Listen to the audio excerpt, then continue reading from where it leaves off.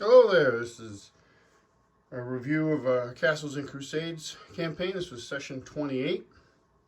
This is this session was the return of the Barry and Lork show. My boy was home from college, so we got a session together, and my friend Dave joined us, and we had a good time for the day. This session started off with we have a Discord channel for our campaign. It's just our guys in the group. And there's a section in there where they can talk in character. And one of the things that had happened like a week or so ago is Barry was talking to his master, Scion, about how to obtain a construct. Like they've encountered a couple constructs, and the primary reason for this is Barry, he has Brea, who I think he's, as a character, developing some feelings for beyond just being her like employer. I don't know if they're romantic or not, but he feels responsible for her, and she's had a rough go of it. Like she's been nearly killed, dropped to like -9, and outright killed. And the party spent, money to bring her back. So I think she's one of the more notable NPCs maybe in the group. I guess the other guys could chime in on that, but that's the feeling I get. I enjoy playing her. She's kind of Barry's, almost like a definitely his guardian. That's what she's paid to do. But like it extends beyond just when they're in combat. Like she watches out for him when they're out, hanging out in Scrandon Hall, and Barry's way too into his cups, and she tries to keep him out of trouble. So Barry, he's interested in getting a construct. So he had talked to his master, Scion, about getting one. So we were able to, with that encounter, I waited from that posting on Discord. I wanted to have a part of the session deal with that question. So we started off in Scion's tower, and he and Barry are having this conversation. And what he tells him is that at one time, there was an age in my setting where the wizards basically ruled the world, and they relied heavily on constructs because they were afraid of men. They thought men were like their biggest threat, like the human race or other races. So they relied on constructs, things that they could ultimately control. That fell out of favor when they fell from power. And he goes on to talk to him about, the in my setting, there's these towers of wizardry where people would go and get formal training in how to be a wizard. Very much inspired by Dragonlance, which was a big influence on me as a kid. Margaret Weiss and Tracy Hickman's original trilogy, which was awesome.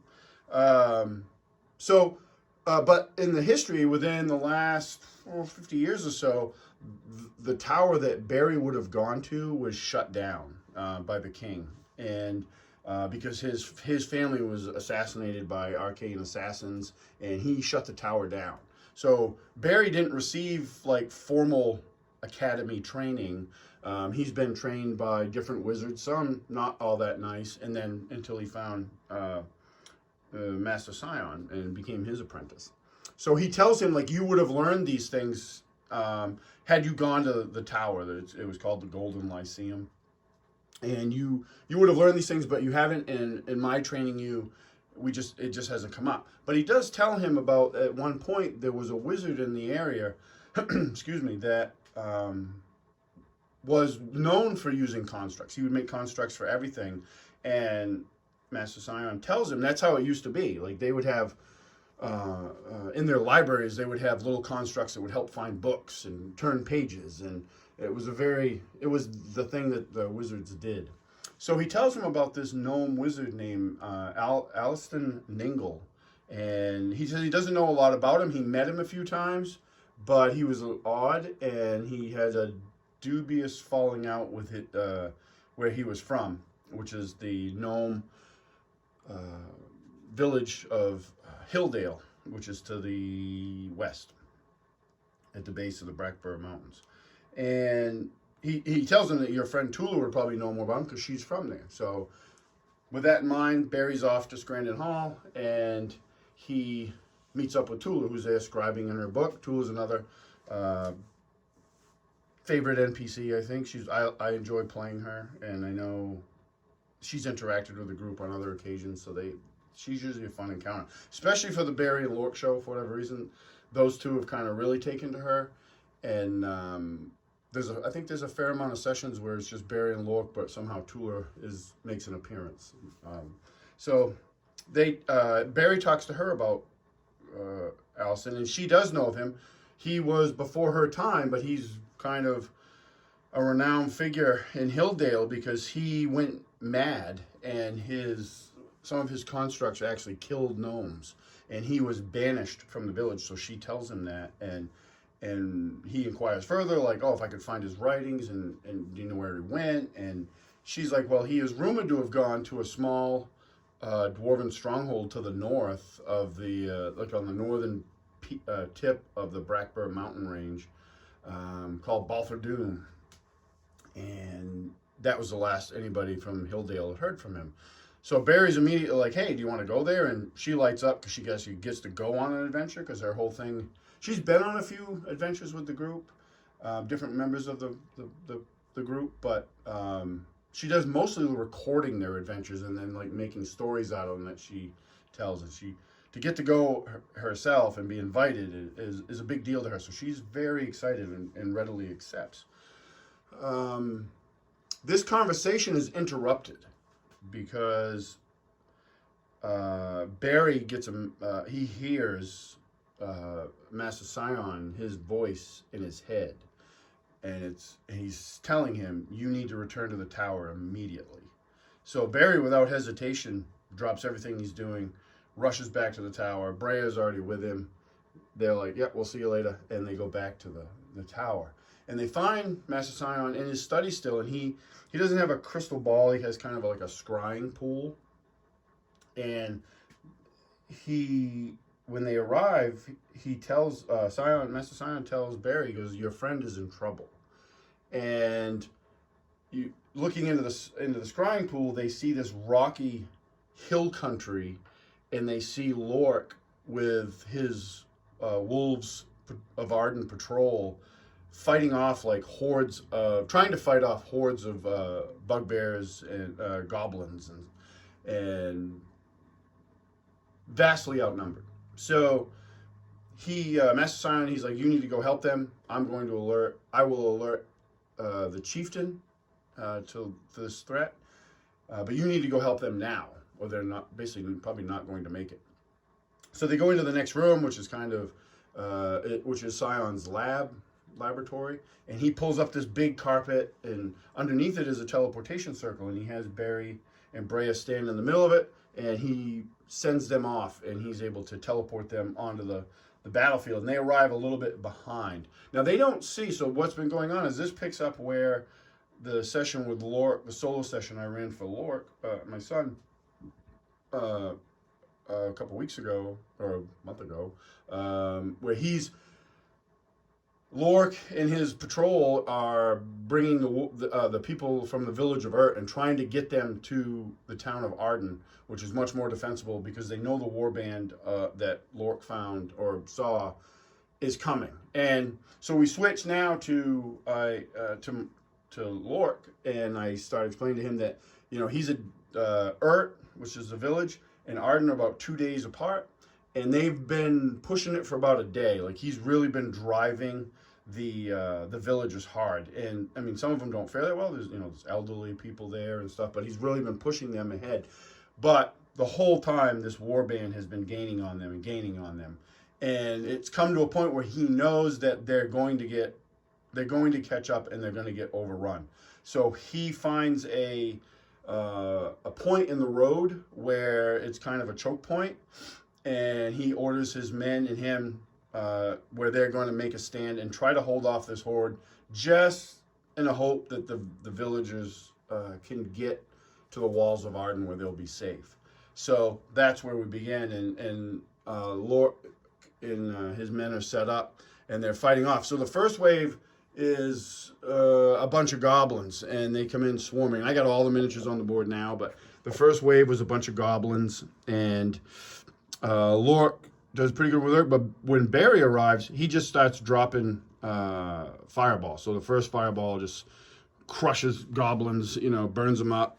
And then the second wave that came in was heavier. It was more bugbears. So Barry uses his second fireball. I think he killed a few. I mean, it was good because he did damage to almost all of them. So that helped whittle them down. In the course of that, it's a fight, pretty frantic fight. The wolves are shooting arrows, trying to cover Lork, and Breyer actually runs in, kind of almost shoulder to shoulder with Lork to help him. Fenris is attacking goblins, and they go back and forth. And damage is taken by Breyer gets hurt, and Lork, he takes some damage. And one bugbear actually got through them and charged Barry and ended up doing a little bit of damage to him, but with the help of Barry's magic and one of the wolves, I think, they dropped that bugbear. But it was a pretty frantic fight.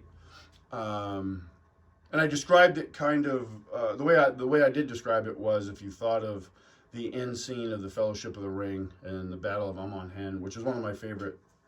That's my favorite movie, and that's one of my favorite fight scenes of all movies. That was kind of what was going on. It was just overwhelming numbers. So they regroup. They've taken out this advanced wave, and they hear horns in the coming from the direction of the north, where the warband is from. And coming up over the rise is the warband, like the bulk of it. And leading it is this figure atop this beast of a creature. And I use this miniature here. I'll see if I can get it in camera. I'll try. This is something I painted up. I might have some videos on it, but this is the Bugbear Chieftain. This miniature actually belongs to my friend Carl, who I painted this for him. I have a version of my own, but I haven't painted it yet. I painted that for my buddy Carl. And that guy comes up over with his band. They're like, oh crap, this isn't good. So they decide that they need to try to beat feet back further, and because they can't fight these guys. They're not going to be able to fight this whole war band.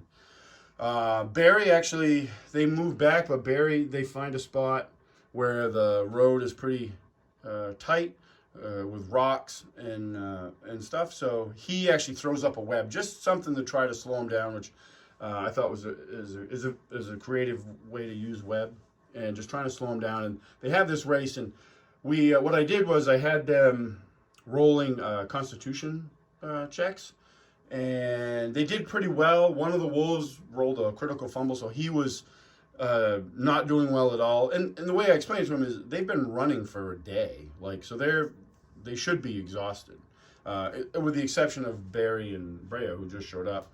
And so that one guy, that one wolf, he gets tossed on the back of Fenris, and even Lork even made a wisdom check or something to see if he could, because it's the first time Fenris has ever been used as a mount, and he was very successful, so that was allowed to happen. And they made a couple checks, and they did all right, but then they got to a point where they were like, we're not going to be able to outpace these guys. And there was some really good back and forth with the characters and stuff, and the players. And also, like, the thought process behind it is that, like, Lork had was, like, they're on the edge. On one side of them is the Darrowvale, which is just rocky hill country, and the other side is the Homewood. And Lork knew that he could probably take this group, and if they went into the Homewood, he could probably lose their pursuers, because he's very comfortable there. He's very familiar with the Homewood forest. But he also knows they're the only thing between them and the villagers. So he's like, we can't do that, which I thought was a great character moment. He's like, we have to keep doing what we're doing, even if it costs us our lives, because if we take off to save ourselves, there's nobody to protect these villagers. So they were willing to make that sacrifice, which I thought was a very cool moment. So they continue this, dogged pursuit, and they're trying to get away. And then they're just to the point where they're like, they hear another horn, and this one's coming from the south. So initially there's some panic, especially amongst Barry, which was hilarious. They think there's another element that's moved around and cutting them off. And so they're like, well, this is it. And then they see coming up the road is the chieftain, Connell Mormac, and all the wolves of Arden, and able-bodied people from the town, all ready to fight. And so they actually come up online. They come up past to kind of like suck Lork and Barry and Brea and the rest of the wolves into their ranks to protect them a little bit, because they know they've been at it for over a day, and come online. And the warlord chieftain, he brings his group online, but they're several hundred yards, probably 500 yards apart, just barely able to see them. And there's a stare down for a little bit, and then the warlord turns and takes his band away. He's not ready to fight, I guess. So they take that as a victory. Everybody's cheering. Barry's yelling stuff, And there'd been Lork had busted out a bottle of wine that he had found and had in his pack, and started passing it around. And Barry was drinking most of it, because it's what provides his courage, and which is a cool, a funny character thing for Barry that we play with and enjoy. And they return to Arden. The chieftain explains to him that Sion had warned them. He mustered the wolves, and as the wolves were coming out of Arden, they were grabbing all able-bodied people they could find, and that the villagers are probably at the gates now and should be safe. So when they eventually get back to Arden, the town has been influxed with, I'm trying to remember the numbers, from 300-400 villagers. So there's people everywhere. They go to Scrandon Hall. Scrandon Hall is packed with people, and all the members of the lead members of the 3 primary churches in town. They're doing what they can. Their acolytes and disciples and all that stuff are trying to help. Melisandre Scrandon, who owns Scrandon Hall, all of her people are serving food and just trying to bring some relief to these villagers who are pretty bad off. Just mostly from fatigue, because they got pushed real hard for over a day of just running, away from this war band. Brea is reunited with her grandparents, who she didn't know the entire time anything about them, because they never saw, Brea and Barry never saw the villagers. They were well past them when they were teleported in, and in Sion's scrying, they were out of view, so they were already moving on. So she had no idea, and then Lork had mentioned Urt, and she was shocked, and she was like, "What?" And started worried about her family and her people that she knew. But so she's reunited with them. It was a great moment. There's a council called, and one of the things when they return to Arden, one of the first things Lork does is he goes to his cabin where he lives with his mentor, Seamus, and Seamus isn't there, and he just left a note saying, "I've gone out to see what I can see." And Lork is immediately worried for the safety of Seamus, so that's kind of pressing on him. But he goes back into town, and eventually the chieftain calls for a council. So all the wolves captains are there. Regan, who leads the wolves and is the chieftain's shieldman, is there. The religious members are there. Sion is not there. He is also at his tower scrying, so Barry kind of takes it upon himself to be Sion's representative, which he actually kind of is. He's his only apprentice, so, and he's not, an unknown quantity, so he's known well in town, for good or bad, depending on who you talk to. So they have a council, and it boils down to Seamus returns in the middle of this council and informs that his scouting has shown that the warband is moving to the northeast. So the players are like, what's over there? And then my son actually remembers. He's like, isn't Iredale Stronghold over there? And it is. It's in the Thornwood Forest, which is across the Darrow Vale. And I'm like, yeah, it's over there. You've never been there, but it's over there. So they immediately come to the assumption that, and not wrongly, I don't think, that might be where they're headed. So the chieftain, who has wanted to reclaim that stronghold for quite some time, is very angry. He's a fiery guy anyway, and he's like, I should have taken care of that years ago. So he directs Lork. He wants him to go and scout out Iredale Stronghold to figure out, to determine if that is the warband's base of operations, and what's going on. He kind of reminds him, like, hey, listen, I want you to go there and scout. Don't go there and pick a big fight. Go there and scout, find out what you can find. And Lork kind of took that to the extreme, and he's like, well, asked what if we come across some, some of this warband, and the chieftain, he likes to fight, so he's like, well, I'm not telling you can't kill anybody, but just, your job is to scout and get information and assemble your team. He assigns actually a second set of a patrol of wolves to Lork, so he'll have probably 6 of the wolves of Arden with him. He recruited an old friend, an NPC named Aiden LeMay, who is a cleric of Matrona. He plans to bring him along, and Aiden agrees. And he tells the chieftain that, he wants to bring Barry and Brea with him as well. And the chieftain's like, of course, assemble your team, do your thing. So that's kind of where we ended the session. It was a shorter session, but we just wanted to catch up. And really, behind the scenes, all of this stuff is these sessions, like this session and the last session ties into this session, which, a campaign does that, a good campaign does that. But we have my group, we do this thing called Gaming Weekend, and we do it once a year. It's where we get together for 3 days at my family's cabin, and just play games for 3 days and hang out and enjoy each other's friendship. And that's coming up in January. So we run different games. I run my game. We got other games. Guys in my group run games, and they'll run their games. And it's great. And this will be the 8th year that we've done it. So my sessions are leading up to that session that I'm going to run that weekend. That's going to be a long session, like minimum of an 8-hour session. If not, 2 8-hour sessions. It depends on our scheduling. I try to give everybody a chance that wants to run, but I like to cover some ground too, because we play fairly often, but not as often as I would like in person with the Castles and Crusades. We're averaging 2 sessions a month, which is great. We're doing well. The campaign's doing great. I'm really happy with it. But so all this is leading up to that weekend. So which will be fun. Really looking forward to it. There's a lot of planning and logistics that go into it, even amongst friends. But it's just a great time.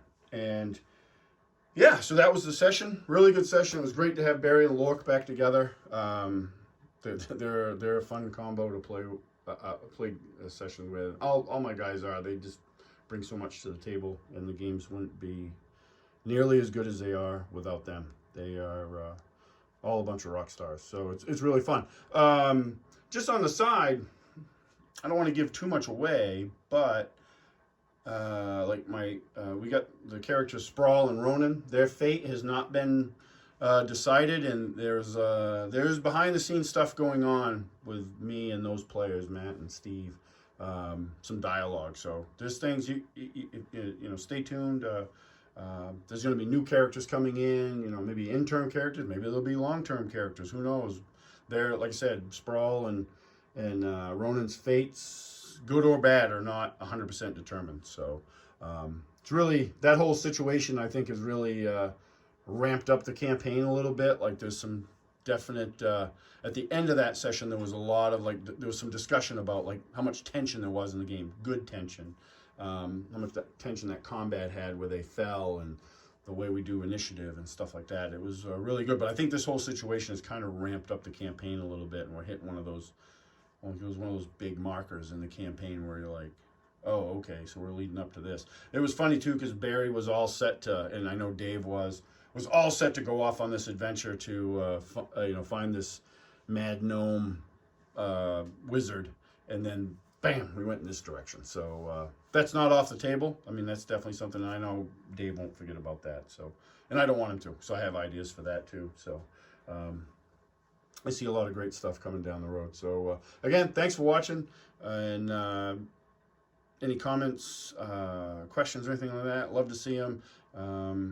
I hate to do the self-promotion thing because I'm not very good at it, but if you do like the video and, you know, have friends that like gaming or miniatures and stuff, feel free to share any of the stuff I post. That's 100% one of the reasons I put it up, so I could just share it around. And anytime anybody, I get a comment where somebody says, oh, you inspired me to do this, that was worth me putting the time in to do a video or a post or whatever, because I get a lot of inspiration from a ton of different people, and if I can be part of that process, that's great. But hey, thanks for watching, and I'll see you at the next one.